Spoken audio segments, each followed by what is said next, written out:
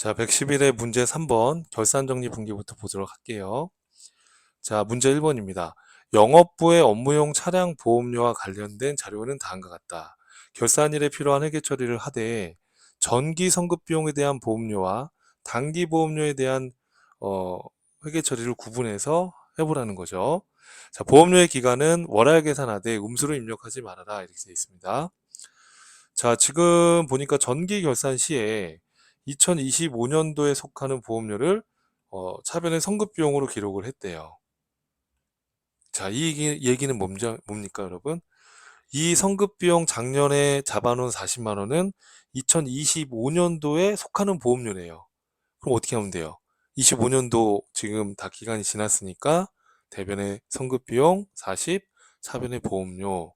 자, 이렇게 분개를 해주셔야 되는 겁니다. 자, 바로 입력 한번 해볼게요. 자, 일반 전표 입력 12월 31일자로 가서 자, 정기에 잡아놨던 성급 비용이 기간이 다 경과가 된 거예요. 그러면은 차변의 보험료.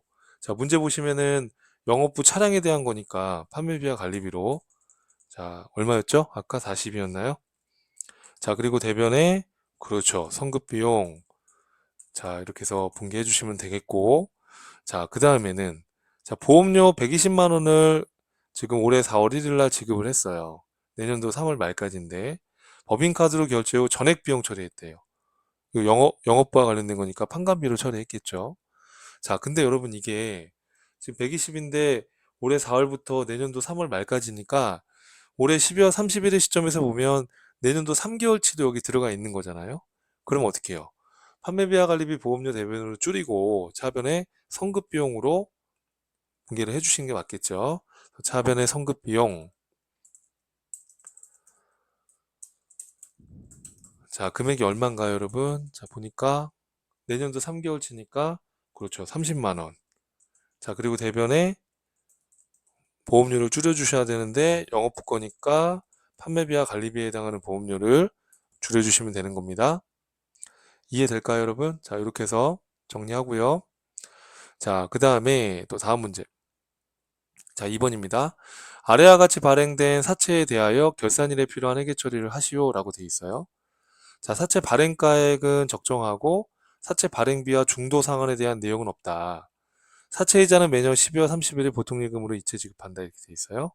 자, 그럼 우리가 사채에 대한 이자를 지급할 때는 요 액면 금액의 액면 이자율, 표시 이자율이라고도 합니다. 그래서 5천만 원에 5%. 그게 얼마입니까? 5천만 원에 5% 하게 되면 250만 원을 지금 액면 이자로 보통예금으로 지급을 한 거예요. 12월 말일 날.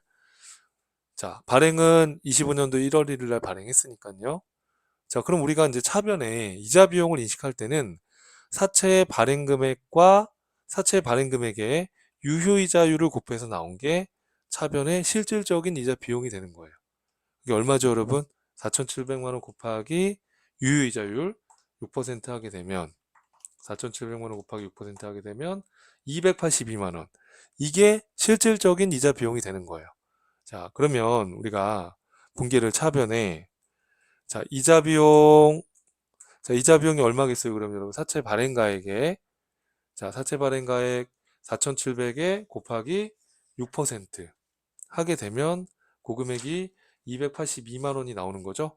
282만 원.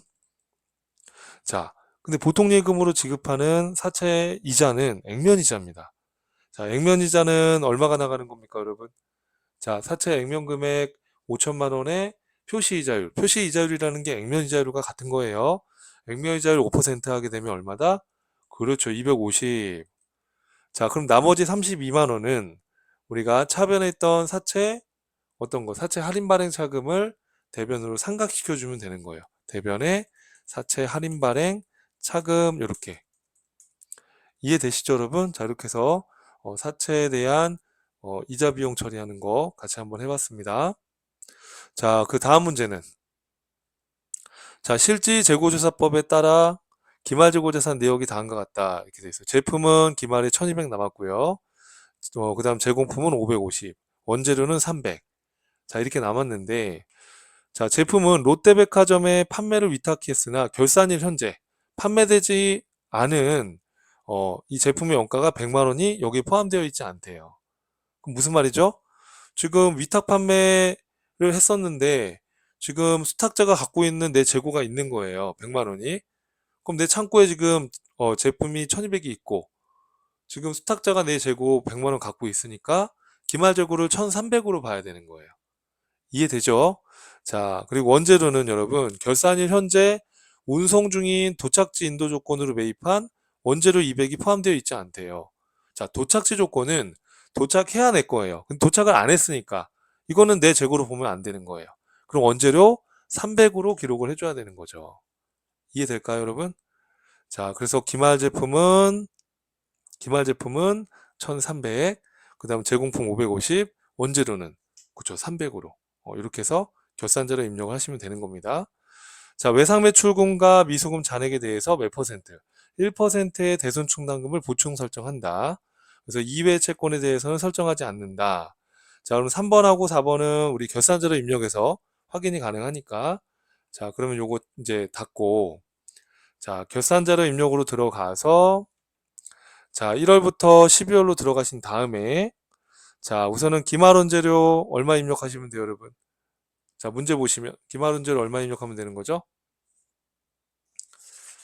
자, 기말원재료가 300만 원, 그쵸? 300만 원 입력해 주시고요. 도착지 조건이니까 여기 상품이죠? 이거 지우고 기말원재료 여기다가 300.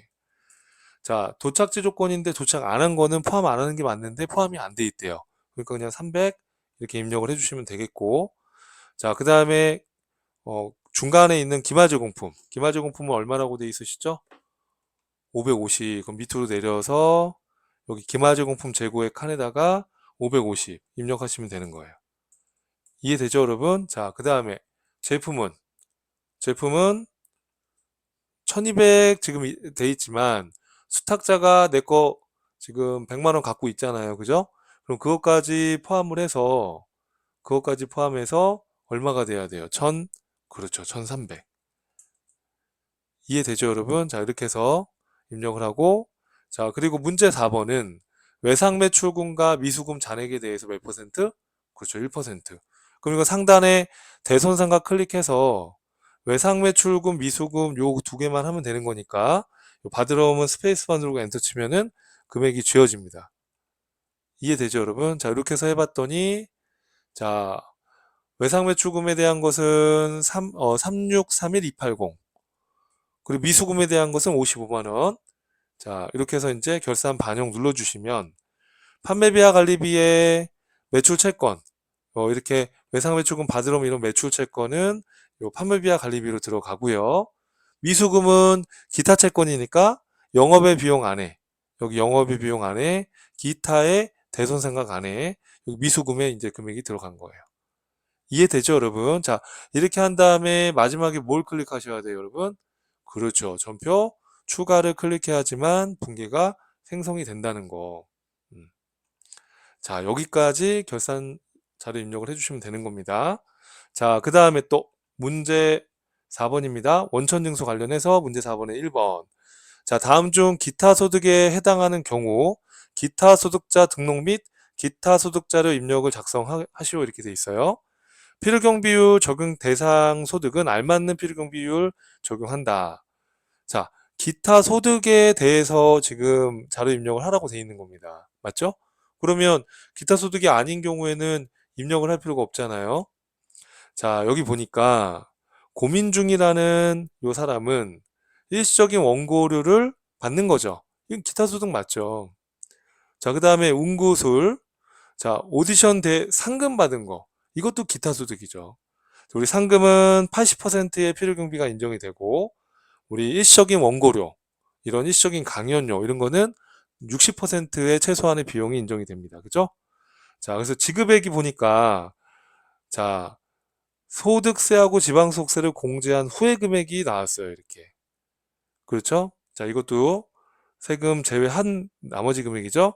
자, 그 다음 박살라라고 해가지고 계속적 반복적인 배달 수당을 받았다. 이건 사업소득이에요. 그죠? 기타 소득이 아니니까 지금 기타 소득에 해당하는 경우에 입력하라고 했으니까 이거는 입력할 필요가 없어요. 그죠?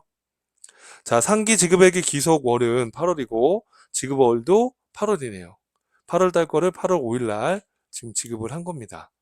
자, 그럼 먼저 기타 소득자 등록을 먼저 하셔야 돼요. 자, 그러면 프로그램 들어와서 원천징수 쪽에서 자, 기타 소득자 등록으로 들어가서 입력을 해주셔야 됩니다. 자, 첫 번째는 고민 중 1번이죠, 번호가. 그러면 1번 눌러주시고 엔터. 고민 중. 자, 입력하시고요. 자, 그 다음에 거주자고 내국인이라고 되어 있습니다. 소득 구분이 중요하죠. 소득 구분에서 F2번 눌러서 원고료. 일시적인 원고료는 기타 소득, 내국인이라고 그랬고 주민번호 나와 있습니다. 자, 751015 그쵸? 자, 123 4568 4568 이렇게. 소득자 구분은 주민번호로 그리고 실명으로 이렇게 입력을 해주시면 되는 겁니다. 이해되죠? 자, 이렇게 해서 여러분 입력을 하고 자, 그 다음에 또 여러분 누구 있습니까? 자, 응구술. 자, 박살나는 사업 소득이니까 입력하시면 안 되고요. 그 기타 소득에 대해서만 입력하라고 했으니까요. 자, 그 다음에 2번 응구술 입력하고요. 자, 거주구. 자, 소득 구분은 상금이죠. 기타 소득입니다. 그럼 이건 상금 이렇게 조회해 보면 상금 및 부상. 자, 이거는 최소한의 80%가 인정되는 기타 소득이죠. 근데 어차피 이렇게 구분하면 이렇게 자동으로 떠요. 자, 그 다음에 주민번호는 841111, 그 다음에 234, 문제 보시면 5671. 그래서 이렇게 차분하게 입력을 하시고요. 소득자는 주민번호, 그리고 실명 거래하는 거죠. 자, 개인, 이렇게 해서 입력을 해주시면 되겠습니다. 어렵진 않죠, 그죠? 네, 이렇게 해서. 자, 고민 중은 원고료로 해서 이제 60%의 최소한의 비용 인정이 되고, 우리 상금 받은 거는, 응급쓸 거는 80%의 최소한의 비용이 인정이 된다는 거. 계속적 반복적인 소득은 사업소득이니까 여기 입력, 기타 소득에 입력하시면 안 되는 거고요. 기타 소득에 대한 것만 입력하라고 했으니까 이렇게 이해하시면 되겠고, 자, 기타 소득 자료 입력해야 되겠죠? 자, 이거 닫고, 자, 기타 소득 자료 입력 들어가시고요. 여기서는 좀 헷갈립니다. 자, 우선은 F2번 누른 다음에 첫 번째 고민 중 거. 자, 불러왔어요. 그러면 여기 날짜 입력을 안 했죠, 제가. 자, 날짜가 어떻게 되는 거죠? 8월이고 지급이 8월 5일이니까 8월 5일 요거부터 넣었어야 되는 거죠. 다시 해볼게요. 자, 그래서 고민 중 요거. 자, 그 다음에 여기 8월 5일 기속도 8월. 자, 지급 총액이 이제 헷갈린데 이 지급 총액을 어떻게 입력해야 될까요, 여러분? 자, 요 지급 총액은 이렇게 생각하면 돼요. 자, 여러분 이 금액은 이렇게 생각을 하면 돼요. FM대로 하게 되면 내가 설명을 해볼게요. 지금 638만 4천 원이 세금 제외하고 공제 후 금액이에요. 맞죠? 그럼 우리는 프로그램 입력할 때 여기다가 세금 전 금액을 입력을 해야 되잖아요. 그럼 이거는 이제 수학적으로 풀어야 돼요. 이해되시죠? 그러면 세금 차감하기 전 금액이 X예요. 얼마인지 모르겠어요. 기타 소득이 총 금액이. 근데 이 금액은 전체 기타 소득 X에서 요 세금을 요 세금을 뺀 후의 금액이잖아요. 자, 그럼 이제 세금을 어떻게 계산하면 돼요, 여러분? 세금은 우리가 기타 소득의 경우에는 기타 소득 금액의 20%예요. 지방소득세까지 하면 22%예요.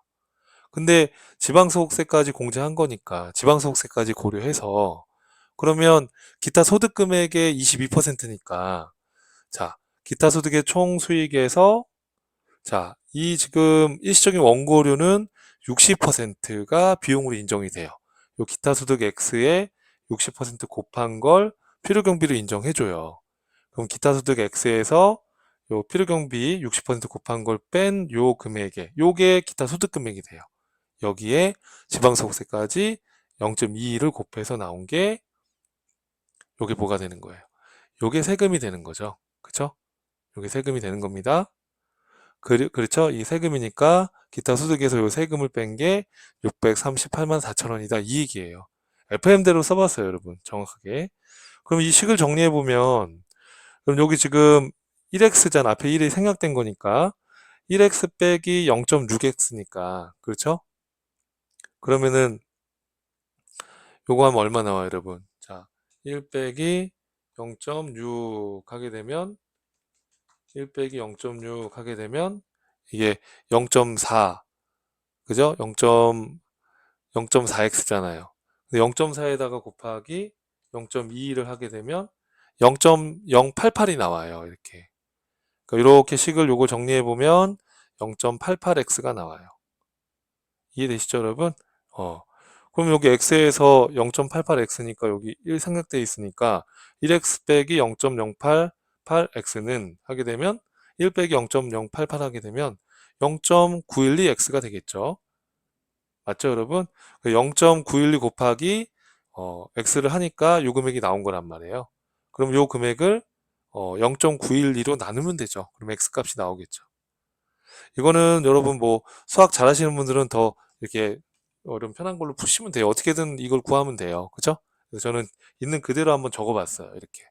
그래서 700이라는 숫자를 구해내셨어야 되는 거예요. 어. 자, 그러니까 여러분 이렇게 생각을 하면 돼요. 쉽게 생각하면은. 자, 쉽게 생각하면은 우리가 60%를 비용으로 인정받는 거니까 그죠? 0.4만큼을 소득금액으로 보는 거예요. 그죠? 그 0.4에 22% 그러니까 0.22를 하게 되면 이게 0.88이에요. 그죠? 그럼 0.88만큼을 곱해서 이제 세금을 내는 거예요. 이렇게. 그렇죠? 그러면 1-0.088 하게 되면 0.912x만큼이 기타 소득이 나오겠죠. 그죠? 예, 이렇게 해서 여러분 한번 정리를 해봐요. 여러분 몇 번 해보면 그렇게 어려운 내용은 아닙니다. 자, 그래서 700만 원이 총금액이라는 걸 알 수 있어요. 자, 그럼 여기다가 700 이렇게 넣어주시면 자, 요 700에 60%가 비용으로 인정이 되고 요 기타 소득금액의 20%가 요 금액인데 요 금액의 10%를 또 지방소득세로 내는 거예요. 이해되시죠, 여러분? 어.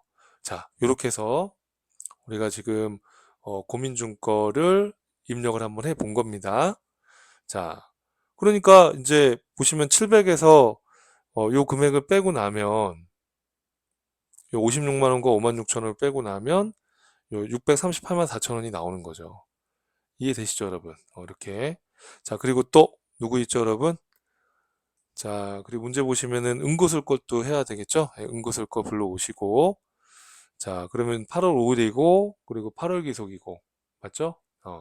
자, 그러면 지금 총액이 얼마인지 알아야 되는데 지금 1912만 원이 소득세 및 지방소득세 공제 후 금액이에요. 그렇죠? 그럼 이런 식으로 한번 풀어봐야 되는데 중요한 거는 이 상금은 80%의 비용을 인정해줘요. 자, 그럼 이렇게 한번 우리가 풀어보면 자, 여러분 이것도 똑같은 내용인데 자, 세금을 지방소득세까지 제외하고 지금 1912만 원이죠. 그죠? 요 금액이 이제 세후 금액인데 자, 이 금액이 어떻게 나왔을까요? 지금 요 상금이 기타 소득이죠. 그럼 이 상금 기타 소득이 X예요.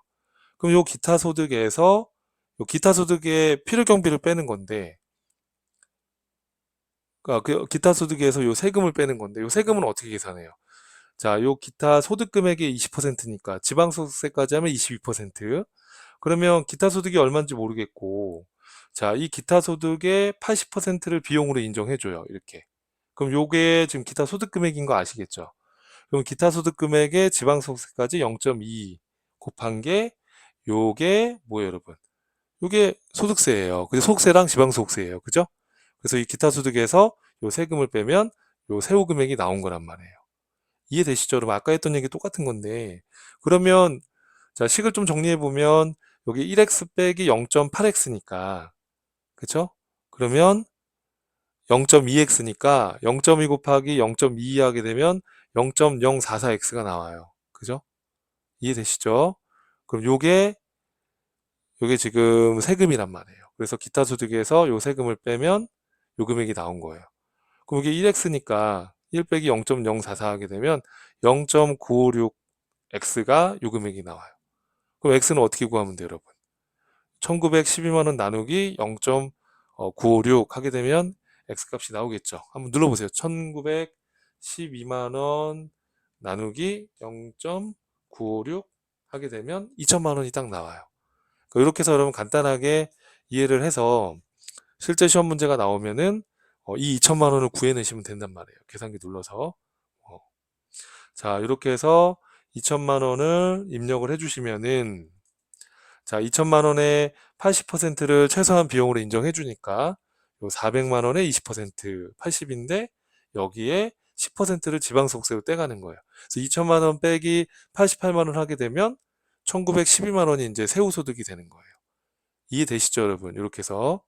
자, 그래서 식을 그냥 있는 그대로 제가 정리를 해봤어요. 그래서 이렇게 해서 한번 내용을 이해해 보시고, 자, 그러면 밑에 거는 이제 사업소득이니까 입력하시면 안 되는 거죠.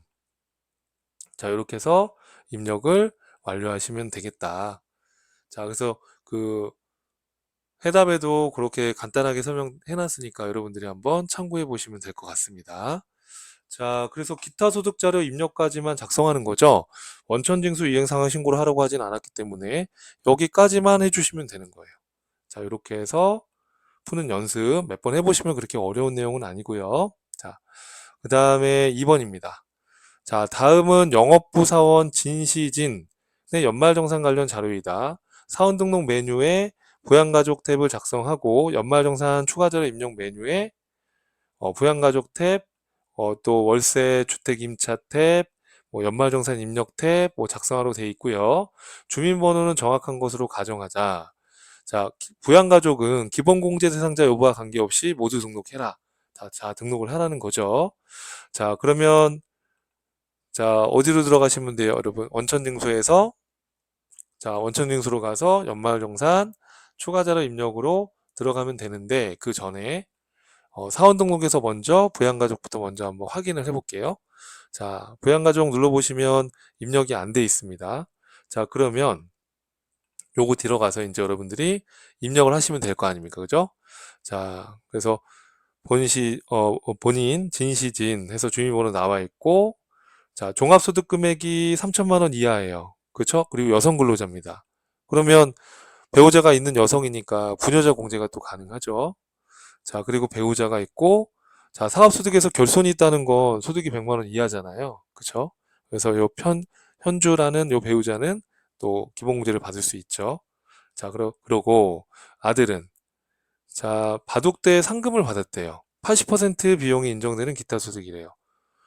자, 그럼 종합소득세 신고를 하지 않았다라는 건 분리과세 했다는 거잖아요. 그죠? 1000만 원에서 800만 원 빼면 기타 소득 금액이 200이니까 기타 소득 금액 300만 원 이하는 분리과세 신청이 가능하니까. 그쵸? 그러면은 지금 기본공제가 가능하죠. 그죠? 자, 딸 편미주 또 마찬가지로 나이가 20세 이하니까 소득이 있다는 얘기 없으니까 기본공제 가능하고요. 자, 아버지 진영모라고 되어 있는데요. 자, 주택을 양도해서 양도소득세 신고했는데 양도소득 금액이 100만 원이 넘으니까 기본공제 받을 수가 없겠네요. 기본공제 받을 수 없고, 그리고 나머지는 기본공제가 다 가능하죠. 자, 그럼 입력을 이제 해보시면 되겠습니다. 자, 입력을 한번 해볼까요? 자, 여러분 제가 한번 멈춰놓고 우선 입력을 했습니다. 또 너무 지루하실 수도 있으니까 자, 이거 멈춰놓고 입력해 보시면 되겠습니다. 우선 진시지는 여성 근로자니까 3천만 원 이하니까 부녀자 공제 가능하고요. 자, 그리고 여러분 그 문제 보시면 배우자 편현주는 지금 결손이 났으니까 기본공제 받을 수 있고 장애인복지법에 따른 장애인 이렇게 걸어준 겁니다.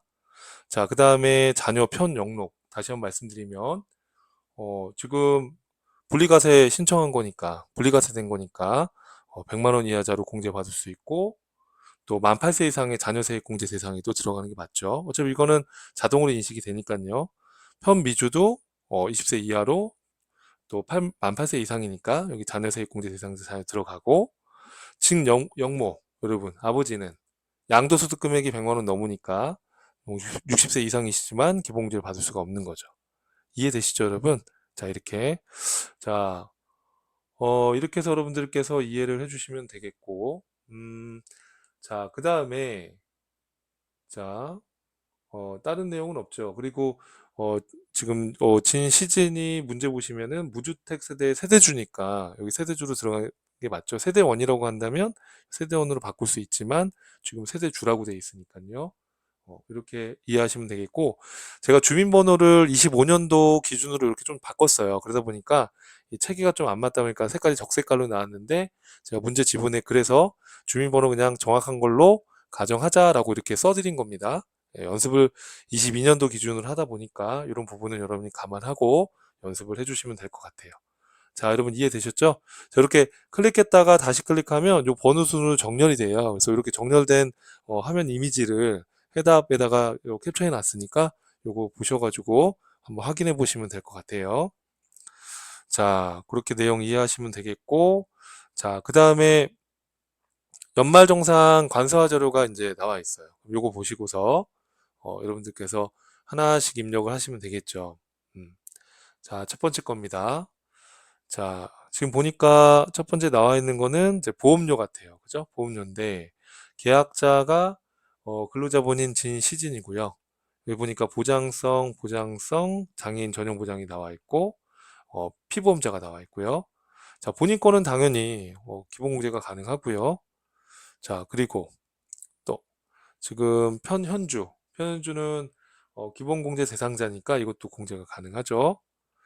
자, 그 다음에 편현주, 장애인 전용 보장성 보험도 지금 또 가입이 돼 있어요. 그러면 이거를 이제 구분해서 입력을 해주시면 되는 거죠. 한번 입력을 해보겠습니다.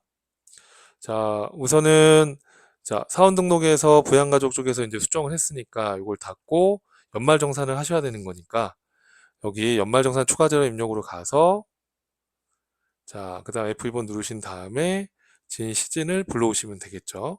그리고 부양가족에서 이제 보험료. 자, 진 시즌 문제 보시면 본인 거 보장성 보험. 여기 더블 클릭해서 자, 거기 보시면 그 연말정산 간소화 자료라고 나와 있죠. 문제에서 이렇게. 그래서 국세청 라인에다가 입력을 하시면 되겠습니다. 자, 금액이 얼마인가요, 여러분? 보면 자, 80만 원인가요? 80만 원 이렇게 입력하시고요. 자, 그 다음에 또 누가 있습니까? 그 다음에 배우자 편현주 건가요? 예. 자, 보장성 보험 내역에 보시면 편현주 거 선택해 주시고 더블 클릭하시고요. 자, 일반과 장애인이 지금 있어요, 각각. 그래서 문제 보시면 일반 보장성이 50만 원이다 이렇게 돼 있고요. 50만 원. 또 여러분, 장애인 전용 보장성 보험이 120이죠? 자, 120 이렇게 입력하시고요. 자, 그 다음에 또 뭐가 있을까요? 자, 그 다음에 자, 이제 교육비입니다. 자, 교육비는 편영록이라고 돼 있어요. 편영록이 누군지 봤더니 아들이에요. 아들이고 중학교 재학 중이고. 자, 그래서 지금 중학교 학비 낸 거 당연히 공제가 되고요. 자, 그럼 이거부터 먼저 입력을 할까요? 예, 교육비. 자, 그럼 교육비니까 여기 부양가족에서 편영록 선택하시고 국세청 간소화 자료니까 금액이 얼마라고 돼 있죠, 여러분? 120만 원이었나요? 금액이 120만 원. 입력하시면 되겠고. 자, 그리고 초중고죠? 예, 중학생이니까 2번 초중고 눌러주시면 되겠고요. 자, 그 다음에 또 어떤 게 있는가요? 자, 그 다음에 문제 보시면 자, 그리고 기부금. 기부금이 있네요. 자, 편현주는 누구죠? 편현주? 문제에서 편현주가 배우자. 자, 우리가 기부금은 자, 우리 아까 입력했던 보험료는 기본공제 대상자를 전제로 해야 되고요. 그 다음에 교육비는 나이 제한은 없지만 소득의 제한은 있죠. 그래서 우리가 지금 다 기본공제 대상자였잖아요. 한 명 빼고. 아버지 진영모 빼고. 그러니까 소득이 다 100만 원 이하니까 아까 교육비 인정을 받을 수 있는 거고. 자, 기부금도 나이 제한은 없지만 소득 제한은 있어요. 그죠? 그래서 편현주가 지금 배우자인데, 그죠? 사업소득 결손금이 발생했었잖아요. 그러니까 100만 원 이하자니까 편현주가 기부한 것도 가능하죠. 자, 그런데 여기 보니까 정치자금 기부금이래요. 여러분, 정치자금 기부금은 본인이 기부한 것만 돼요. 그래서 이거는 배우자가 기부한 거잖아요. 이거 안 되는 거죠. 이건 입력하시면 안 되는 거예요. 이해되시죠, 여러분? 음. 자, 그 다음에 월세액 자료가 나와 있습니다. 월세액 자료가 나와 있는데, 자, 지금 보증금 나와 있고, 차임이란 게 월세입니다. 자료가 쭉 나와 있습니다. 우리가 이제 월세액 공제는 해당 연도의 총급여가 8천만 원 이하여야 돼요. 우선은 공제를 받으려면. 그러면 지금 연말정산 입력을 눌러보면 우선 총급여가 8천만 원 이하고요. 그쵸? 그럼 우선 됐어요. 됐고, 자, 그리고 그 주택이 국민주택 규모의 주택이거나 또는 기준시가가 4억 원 이하여야 돼요. 근데 여기 85m 제곱이라는 건 국민주택 규모의 주택이란 말이에요. 그죠? 그러면 요건 충족이 됐다라는 거예요. 이해하시겠죠, 여러분? 자, 그럼 차임이라는 게 월세인데, 지금 120만 원을 매월 말일날 지급하기로 했고, 그렇죠? 예. 그래서 지금 계약이 지금 되어 있다라는 거. 자, 그러면은 여기 보니까 24년도 2월 1일 부터 해서 26년도 1월이니까 지금 25년도는 1년치 월세를 다 냈을 거 아닙니까? 그죠? 그럼 120만 원에 12개월치 하게 되면 1,440만 원을 낸 건데, 자, 그 금액 입력하면 한도는 프로그램이 어차피 다 걸러주니까요. 자, 그럼 월세액을 한번 입력을 해볼게요. 자, 어디다 입력할까요, 여러분? 그렇죠. 여기 월세 탭에서 하시면 되는 겁니다. 자, 문제 보면 임대인의 성함이 조물주라고 돼 있네요. 그쵸? 자, 그리고 주민번호가 나와 있습니다. 계약서에. 자, 계약서 보시면은 주민번호가 51 09 09 214 8719 그대로 입력하시고요. 자, 유형은 뭘로 하면 될까요, 여러분? 그 부동산 표시 쪽에 보시면은 오피스텔 주거용이라고 돼 있네요. 여기 보면 여기 오피스텔 주거용 이렇게 나와 있었잖아요. 그죠? 그리고 소재지가 나와 있고 그리고 그런 거 입력해 주시면 되는 거죠. 예, 오피스텔 이렇게. 그리고 면적은 84m 제곱. 국민주택 규모 이하죠. 자, 그리고 주소지는 거기 나와 있습니다. 부흥로 237 해가지고 그대로 넣어주시면 돼요. 경기도 문제 보시면 부천시 부흥로 237 콤마 찍고 2002호 이렇게 그대로 넣어주시면 되는 겁니다. 자, 개시일은 언제부터죠, 여러분? 계약서 보면 2024년도 2월 1일부터 계약기간 종료 날짜가 언제예요, 여러분? 2026년도 언제죠? 계약서에 보면 1월 31일 맞죠? 이렇게 해서 잘 보고 입력하시고요. 자, 월세액은 연간 금액을 치는 거니까 지금 차임이란 게 월세잖아요. 120만 원이니까 곱하기 12개월 하게 되면 1,440만 원이 되겠네요. 이렇게. 이해되시죠, 여러분? 자, 이렇게 해서 입력을 하시고 자, 다 했잖아요. 이제 문제 보면 뭐 더 없잖아요. 그죠? 다 했으니까 자, 마지막에 어떤 거 하시라고 했었어요? 그렇죠. 연말정산 입력에 와서 여기 부양가족에 있던 자료가 아직 안 불러와진 상태니까 부양가족 탭 불러오기를 눌러서 불러오기를 해주셔야 되는 거예요. 그래야지만 이렇게 불러오게 되는 겁니다. 자, 그래서 기출문제집 교재 보시는 분들은 그 뒤에 해답에 요 캡처를 제가 해놨으니까 그거 보고서 여러분들이 한번 확인해 보시면 되겠습니다. 그래서 위에서부터 이렇게 밑에 부분만 제가 캡처해 놨습니다. 어차피 요 금액이 똑같이 나왔다고 그러면 맞게 입력하신 거일 거니까 그죠? 그래서 이렇게 입력이 다 캡처돼서 나와 있고 또 여기 보험료, 의료비 다 그대로 해답에도 표시가 되어 있으니까 이렇게 결과 도출됐는지 확인해 보시면 되겠습니다. 자, 이렇게 해서 이제 연말정산까지 같이 풀어봤고요. 또 다음 강에서 또 같이 보도록 하겠습니다.